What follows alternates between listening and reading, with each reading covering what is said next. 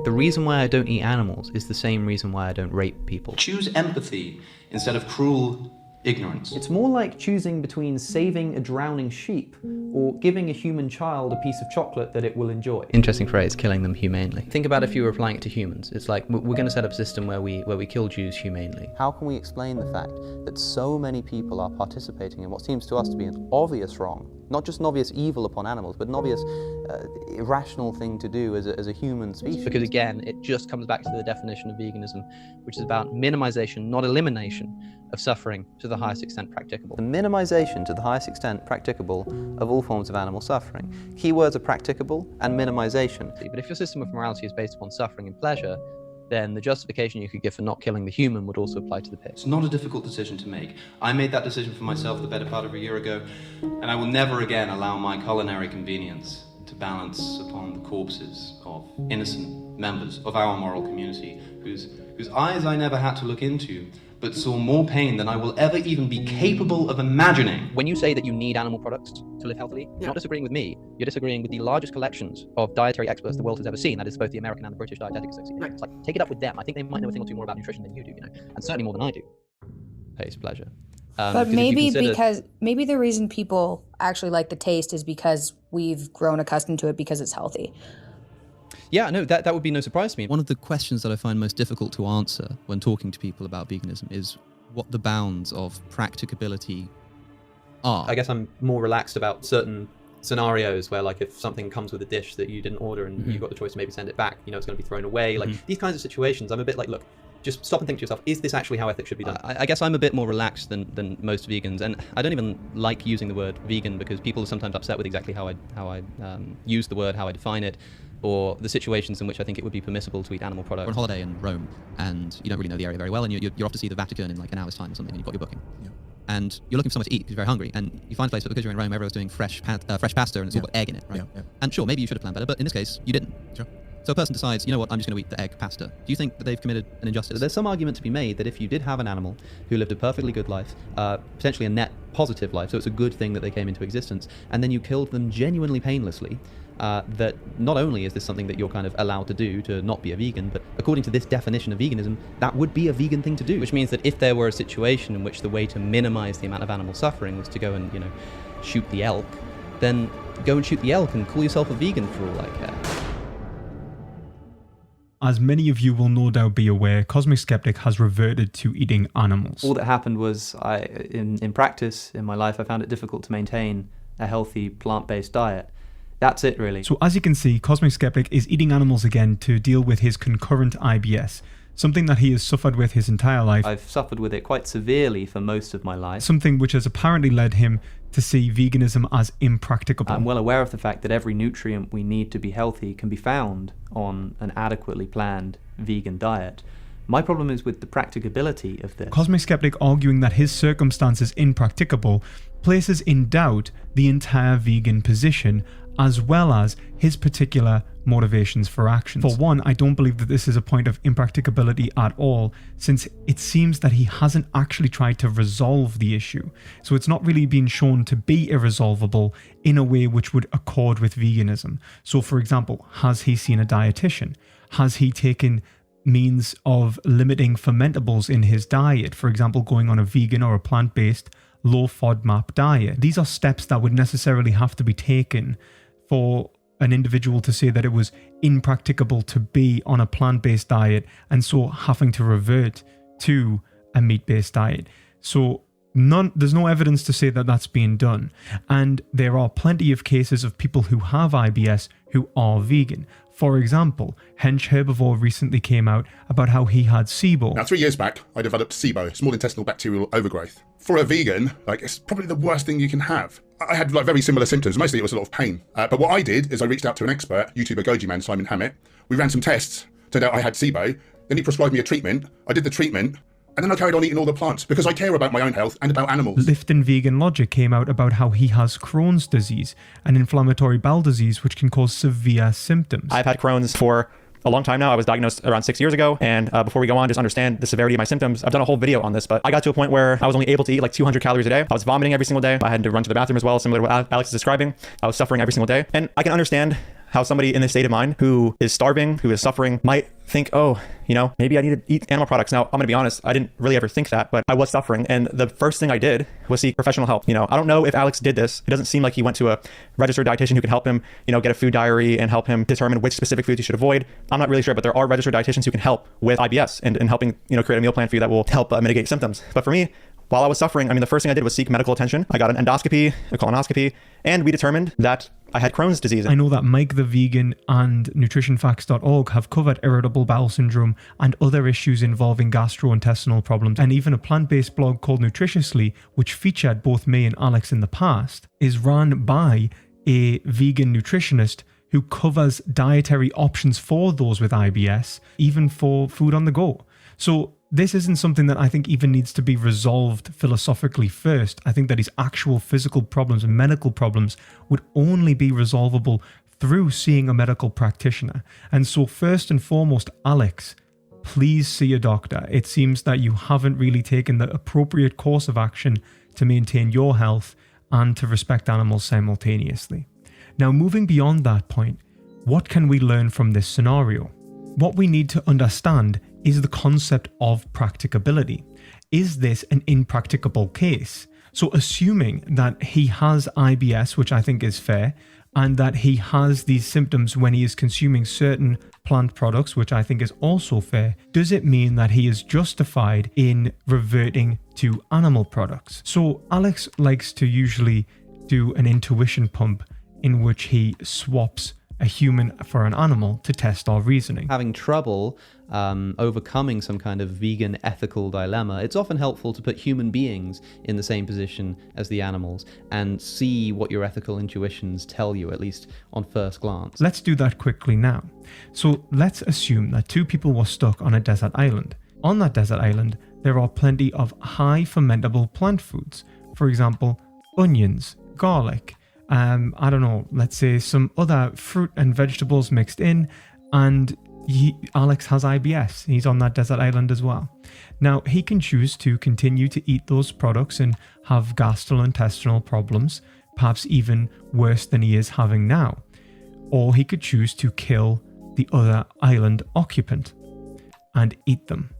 Would he be justified in cannibalizing his neighbor in order to resolve his IBS? Now, I think intuitionally, we will look to this and say, no. But I think that asserting something based on intuition isn't enough. And so what we need to do is unpack this to work out whether you would be justified in killing another individual in order to resolve symptoms of IBS. And moreover, how inconvenient must your symptoms become for you to be justified in killing them? Because Alex has already mentioned that his symptoms are livable, that he can sustain himself on a plant-based diet, but the issue is that of convenience. It's not like the pain that I experience when I suffer from these symptoms is completely and utterly debilitating. As I say, as long as I'm in a situation where I can deal with it, as long as I have a toilet nearby. But it has become severely inconvenient and that it is impeding his life in certain scenarios, and so he has reverted to eating what he calls seafood other than sea creatures. Let's delve into this concept of practicability. What is practicability, and is Alex even using the concept correct? So the word practicability comes from the Latin practicare, meaning to put into practice, or to put into practice successfully. Synonyms for this word are feasible, reasonable, doable, workable, and achievable. So there is a common theme amongst the synonyms and in the concept itself. It is a kind of rational practice. So can you do it reasonably? Or would it be an unreasonable expectation to try and put this into practice? That is what practicability means. So in ethics, how do we work out what a reasonable and an unreasonable expectation might be? So in order to work out what is a reasonable and an unreasonable expectation in terms of ethics, we are going to have to engage in what's called meta-ethics. These are questions about ethics. Okay, these are the underlying principles of ethics. And so a meta-ethical question would be something like, is morality objective? Likewise, when we talk about what is reasonably achievable, we need to talk about, first and foremost, what do we consider to be valuable axiologically, the study of value, and how do we try and achieve that value? And in what way are we achieving that value? Okay, so when we talk about what is reasonable, what is rational, what makes logical sense, we have to talk about the first principles that we are building our ethical reasoning upon. This is where things become a little bit tricky with Alex. You see, Alex rejects any real meta-ethical inquiry. My view is no, well, I'm pretty unclear about my meta-ethical views. I don't know what I think. I might even be committed to a non-cognitivist view that ethics is just an emotional expression and nothing more, but I'm not sure. That's why when I make a case for veganism, really I'm just making a case of descriptive consistency. I say to people, like, I don't care what my meta-ethical worldview is. You think that it's wrong to force a dog into a gas chamber. You think it's okay to force a pig into a gas chamber. We don't have a moral discussion. There's no moral element to the discussion that we're having. I just say, well, like, is it actually inconsistent? Because if you think it's okay to force the dog into the gas chamber because it's it's not okay to do that because it's a pet. Yeah. Then I say, okay, if someone had a pet pig, would you be okay with that? And they say that would still be fine. There's just an inconsistency. There's not like a moral problem. They're just being descriptively inconsistent, right? And so, like, I don't really know what my base moral intuitions are. That's why when I argue for veganism, I don't really argue morally for it. He states that he has no real concern for meta-ethics, and that meta-ethics is not the way he argues for veganism. Instead, he focuses on consistency, and this can be seen in his use of the marginal cases argument and name the trait, basically the same thing. Essentially, a consistency check. He asks people whether they are being consistent in their application of what they believe to be valuable.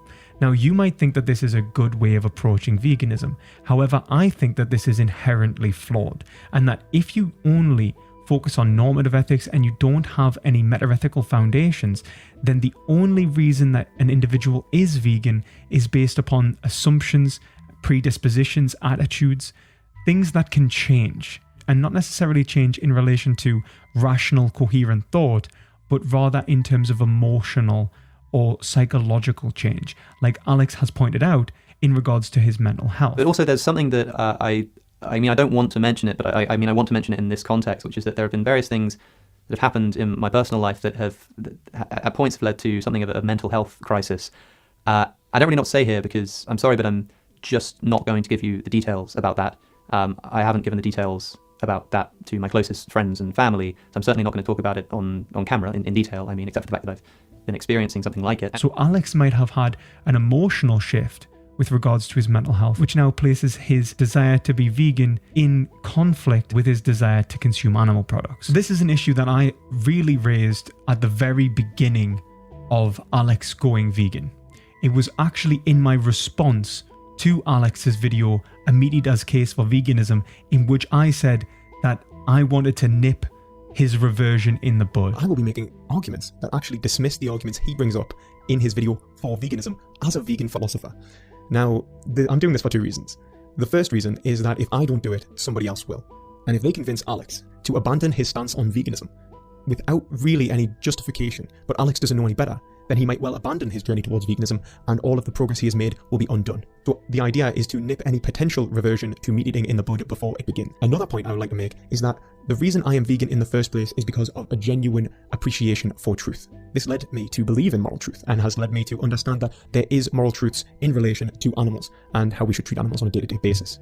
So a potentially poor argument not only places Alex's position in jeopardy towards veganism, but ultimately offends my sensibilities as a philosopher, and I feel a need to critique them. Because I saw this coming, okay?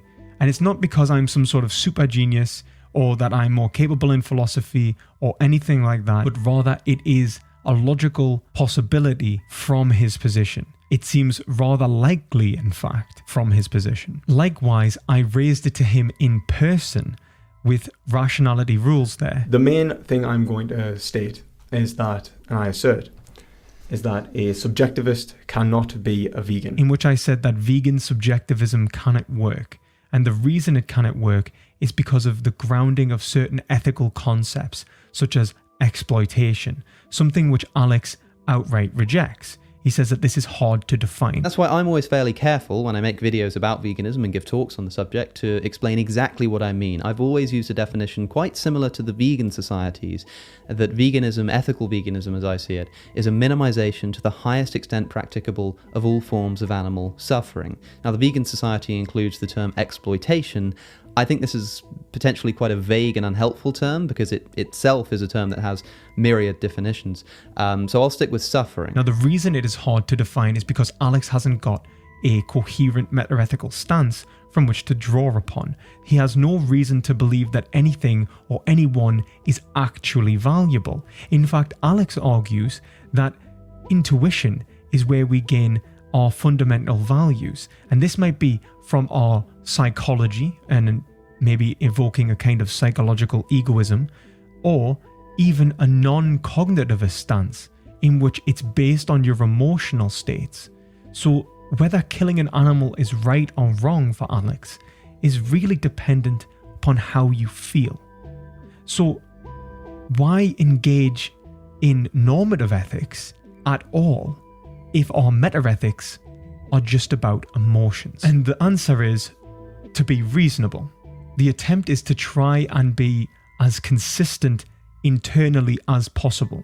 Of course, there's no reason to believe that this is actually going to work, because if emotions are the bedrock of our principles or reasons, then there's no reason to believe that those emotions aren't going to change and those principles with them. You see, Alex believes that where we engage in rationality is a kind of Rawlsian reflective equilibrium, something similar to Stevenson's norm expressivism. Well, I guess it would rather be unnecessary animal cruelty is bad. Maybe you're defining animal cruelty as unnecessary suffering. Sure. Okay, that's your principle. Does factory farming cause suffering to animals? Yes.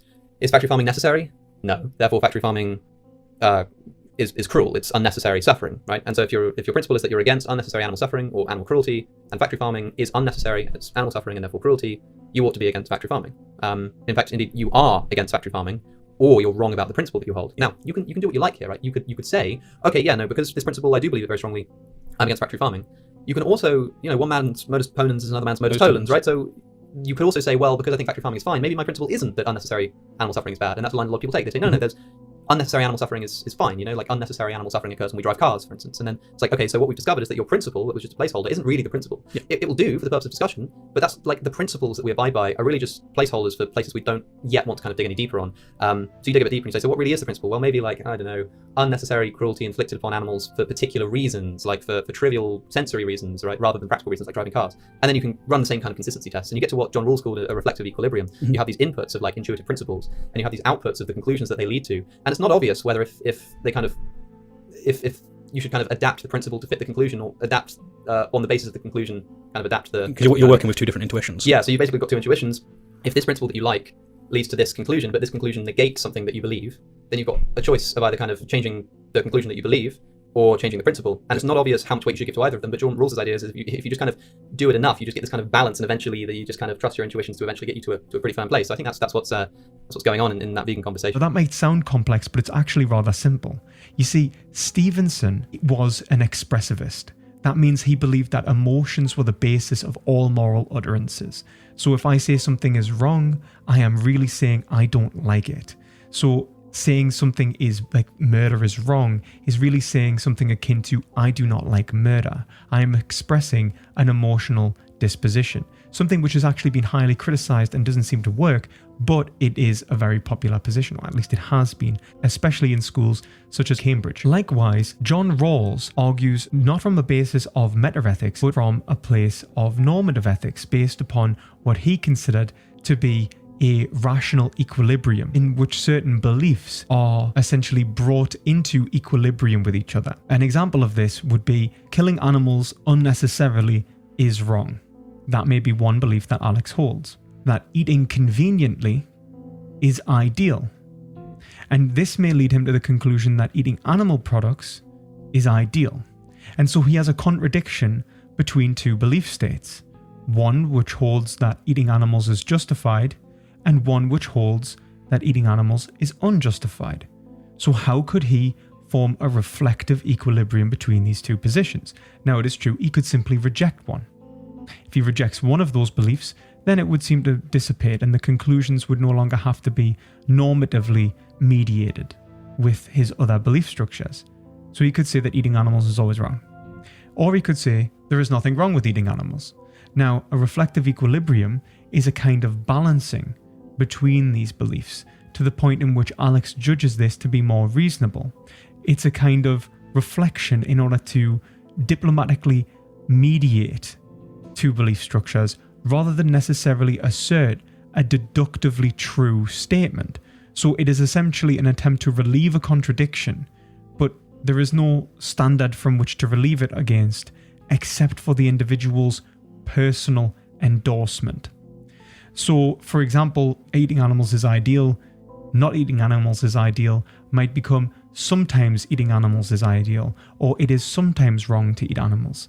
So this would be an instance of reflective equilibrium in this scenario, in which the reflection upon these two normative stances has led to a third stance which resolves the apparent contradiction, in which the individual can now go on with their lives. Now, John Rawls would look towards this in terms of some sort of aspect of well-being, in which the individual is trying to maximize their well-being. Okay, and that all individuals are trying to maximize their well-being. And so Alex would have to consider himself perhaps from the state of the animal, which seems to contradict the conclusion that you will ever say it's okay to have your throat slit. So maybe Rawls wouldn't be okay with this position. But Alex isn't John Rawls. Alex is again closer to someone like Stevenson, someone who's a moral non-cognitivist, someone who doesn't necessarily have any ethical principles from which to found their ethical conclusions upon. There are no rational first principles in order to make rational, objective ethical claims. Okay, now that is a big problem for Alex, and it's a big problem in conceiving of practicability, because as we have seen, practicability from Alex's position then is based on his emotional states. It's actually a kind of, it's really just a long way around of feeling your way through. There's no reason to endorse one side over the other within this reflective equilibrium. There's nothing to appeal to except his emotions. And so how can he say that one side is more practicable than the other? How can he say that one action is more practicable than the other, if practicability means reason? All he can say is that he was more internally consistent, but even then this is a stretch, because what is he consistent against? An emotional expression which might change at any moment, or might not even be relative to his beliefs. Please see the conversation that I had with him and issues relating to moral utterances, and why subjectivists struggle to ground moral semantics. You see, moral words like benefit, exploitation, and cruelty have an objective basis. They have a basis which cannot be conceived of by a single party. And even if they were to be conceived of by a single party, this would lead them to being meaningless. You see, the party wouldn't be able to hold them constant. The issue is that you could only describe yourself as being vegan for a moment and not prescribe that you should be vegan from any given time onwards past that point. Because as soon as you say that, and even in that respect, you'd be saying that what I take exploitation to be is something which I find distasteful. And that's essentially like exploitation, benefit, cruelty, these things that I find distasteful. As soon as they stop being distasteful, or as soon as, even if something was, I thought it was going to be distasteful, like I think I find animal cruelty distasteful, but actually I love it, man, it's great, like I experience it, then I've nullified my own conception of good in that scenario. Like I cannot claim to have known a notion of good. I have destroyed it, I've annihilated it, I have expressed an understanding, not understanding rather, an emotional state, boo hurrah. And I think that as soon as you start being cognitive about the notion of good based upon an emotional state that goes beyond a purely descriptive statement that I think I am this, then I think it becomes nonsensical. As soon as you create a system which applies and prescribes a notion and a way of being, it breaks down. And so we have reached a point in which we have to say Alex cannot really use the concept of practicability. It doesn't fit into his ethics. It doesn't make sense to say that he is being more or less reasonable in any given situation when what he is appealing to is emotion. So what is an alternative way to see practicability? So practicability is supposed to be this analysis of what is most rational, which means we really have to boil things down to first principles. And I think that there are certain first principles which can be asserted. For example, I would argue that we cannot doubt the value of ourselves and others. And the reason I think that we cannot doubt this axiological value is because in doubting our value of ourself, we lose our reason in itself. So reason being motivated by our desires, by our desire to achieve some sort of good outcome. And so if we reject the value of our experiences it seems that there is no motivation to reason at all. So the activity of reason seems to fall apart. Likewise, we also see that if we reject others, we reject ourselves, both ontologically in being and epistemologically in knowledge, because what we are is a social being. And I don't mean that just as a human, I mean all creatures can only understand themselves in relation to other creatures who perceive them. And this may sound difficult to understand, but this is the concept of mutual recognition. If I have a conception of self and you have a conception of self, Hegel shows this to be a conception of our desires to express and actualize ourselves. So it's not that I know what I am, it's that I want to be something. And so these desires often come into conflict. The mediation of this conflict is how we produce an objective conception of self through what is known as mutual recognition. I recognize that you are an individual with your own freedom and capable of making your choices, and you recognize that I am an individual capable of making my choices, and so we rely upon each other's judgment in relation to ourselves and an objective world from which we cannot know independently. I require your insight and you require mine. Based upon the judgment of others and my judgment of them, do I gain myself? And it is the emergence of this judgment which is the basis of language and utterance in general. Language is a social product. Likewise, our social identities, our sense of self, is bound to this mutual recognition. So if I'm right in arguing this, that we cannot deny the value of ourselves and we cannot deny the value of others, then practicability comes to a point of mediation, okay, intermediation, in which I can only understand the good life in relation to the good life of humanity, of sentient creatures, universally, and not simply the good life for my particular experiences, which would relate merely to my emotional states. Okay? So what is good for me can only be understood in what is good for what it means to be me, which is a human, a man, an individual who is a YouTuber. These different communal structures give a sense of meaning to my life, and without them I would be lost. Some actions which are better and worse depending upon how well mediated our reasoning is. So in other words, are we correct in understanding ourselves? And that means understanding the universality of the self just as much as our particular selves. And are we correct in understanding the other, which is the universality of the other just as much as is a particular individual? So this means I need concepts, I need developed language. And this means I also need to have a relationship structure in which I understand how much I matter and how much others matter. Now this is the basis of equality. How much do I matter in relation to others? I would argue I am equal to all others. And that in this equality, do I gain the basis of myself? Okay? And this is something that's argued from Hegel, and it's something that's argued from Aristotle. Okay? We are all part of this universal value. And if that's the case, then I can analyze any given action as being virtuous or vicious in relation to an excess or deficiency of myself or the other. Am I considering myself too much or too little? Am I considering other people too much or too little? Okay? And from this point of view, we can now analyze whether this situation is practicable. Are we giving enough credit to ourselves and others?